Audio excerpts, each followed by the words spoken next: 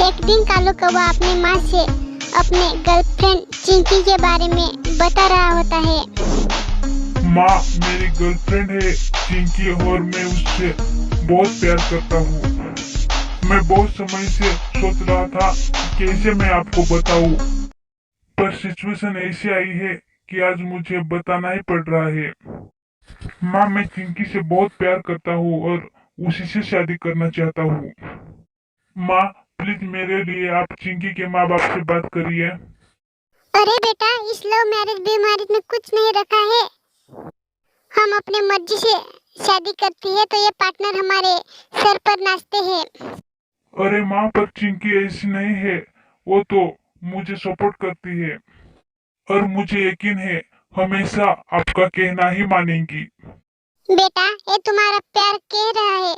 जब हम प्यार में होते हैं ना, तो गधे भी हमें परी ही लगती है। इसलिए तुझे मैं अभी कहती हूँ, ये लव मैरिज भी मैरिज भूल जा और मैं तुम्हारे लिए अच्छी बहू ढूंढ कर लाऊंगी।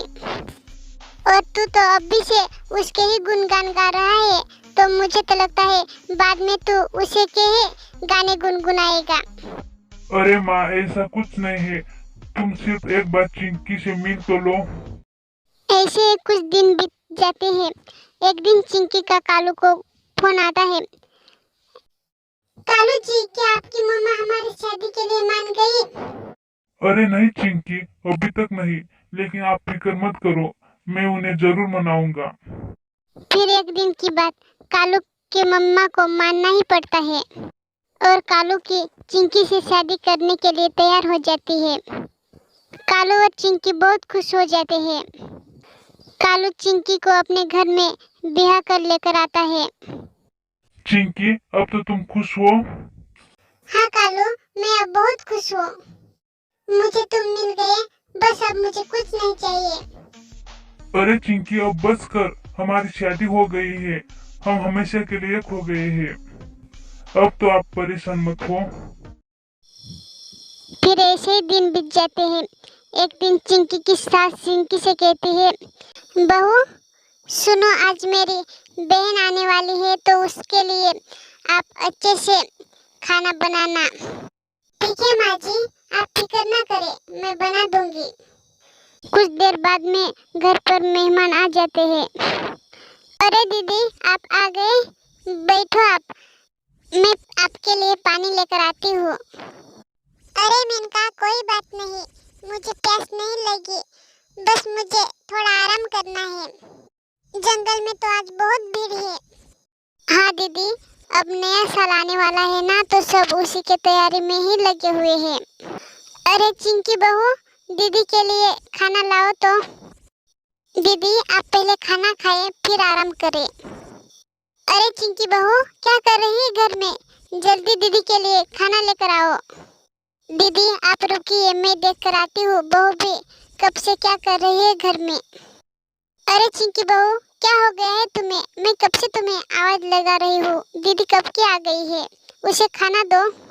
माँ जी, मुझे कुछ अच्छा नहीं लग रहा है, मेरा सर चकरा रहा है, उल्टी सी आ रही है और मुझे कुछ खट्टा खाने का मन कर रहा है। अरे बहू, ये तो बहुत अच्छी बात है, तुम माँ बनने वाली हो। अरे दीदी, सुना तुमने, मेरी बहू माँ बनने वाली है। दीदी आप हमारे लिए बहुत खास हो, आपके चरण हमारे घर में पड़े और इतनी अच्छी हमें खुशखबरी मिल गई। दीदी आज तो मैं बहुत खुश हूँ। मेनका, ये तो बहुत अच्छी बात है, लेकिन सुनो, पहले लड़का हुआ तो समझो सब कुछ मिल गया, और पहले लड़की हुई तो समझो सब मिट्टी में मिल गया। लड़का हुआ तो तुम्हारा परिवार आगे बढ़ेगा। हाँ दीदी, पर हमें कैसे पता चलेगा पहला क्या होने वाला है? अरे मेनका, आप फिक्र मत करो, हम हॉस्पिटल में जाएंगे और बहू की सोनोग्राफी करेंगे। ठीक है दीदी, तो फिर अभी मैं बहू को लेकर चलो हॉस्पिटल हम चले। वो तीनों हॉस्पिटल की तरफ निकलते हैं। अरे डॉक्टर चिड़िया, हमें बताइए, हमारे बहू को लड़का होने वाला है या लड़की? शायद आपके बहू को लड़की होने वाली है। हाय दैया, हम तो लूट गए, बर्बाद हो गए। दीदी अब हम क्या करें? देखो मेनका, हम इसका अबॉर्शन करते हैं। ठीक है दीदी, आप सही कह रही हो।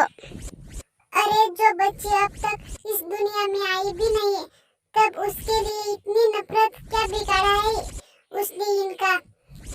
माँ जी एक औरत होकर औरत पर इतना जुल्म कर रही है। मुझे यहाँ से भागना होगा, नहीं तो ये मेरे बच्ची को मार डालेंगे। चिंकी वहाँ से भाग जाती है और कालू के पास चली जाती है। कालू को वो सारी बात बता देती है। फिर चिंकी की सास और उसकी बहन भी घर पर आ जाती है। फिर कालू कहता है अपनी माँ से, माँ, मेरे होने वाले बच्चे पर आप इतना अत्याचार कैसे कर सकती हो? आप कैसी माँ हो? एक औरत होकर औरत का हाल नहीं देखा जाता आपको। अब से हम यहाँ नहीं रहेंगे, तुम्हारे साथ नहीं रहेंगे, अब हम चलते हैं। अरे बेटा कहाँ जा रहे हो, सुनो तो। माँ, हमें मत रोको। फिर कुछ दिनों बाद चिंकी 2 जुड़े बच्चों को जन्म देती है। एक बेटा होता है और एक बेटी होती है। बेटा मुझे माफ कर देना, मैं अपने ही बच्चों का गला घोटने जा रही थी। दीदी के बातों में आकर न जाने मेरे बच्चों के साथ मैं आज क्या कर देती। बेटा मुझसे दोबारा ऐसी कभी गलती नहीं होगी, प्लीज मुझे माफ कर दो। माँ, आप यहाँ से चले जाओ और मेरे बच्चों को हाथ मत लगाओ। अरे कालू जी, इन्हें अपनी गलती का एहसास हो गया है, माँ जी को आप माफ कर दो। फिर कालू अपनी माँ को माफ कर देता है और फिर से सब खुशी खुशी रहने लगते हैं।